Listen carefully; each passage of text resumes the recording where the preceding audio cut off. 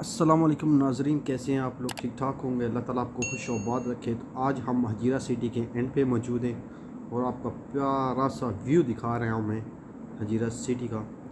तो सामने आप गिंगलतार वाला एरिया देख रहे हैं, नीचे जो हजीरा सिटी का एंड है वो देख रहे हैं और साथ ही एक नाला गुजर रहा है, तो उसका आपको प्यारा सा व्यू दिखा रहा हूँ। तो मैं इस वक्त रोंटा रोड पे खड़ा हूँ, या आप क्वाटी रोड कह सकते हैं।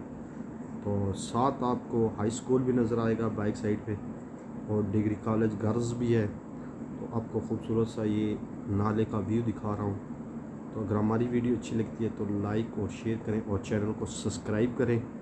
इसी तरह अपने बाइक का साथ देते रहें, इंशाल्लाह आपके लिए अच्छी अच्छी वीडियो लाएंगे।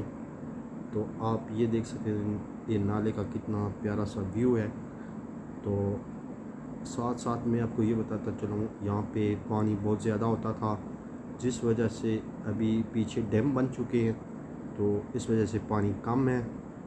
तो इंशाल्लाह व्यू देखें। तो अगली वीडियो में मिलते हैं आपके साथ। अल्लाह हाफिज़ और हमारे चैनल शेयर को सब्सक्राइब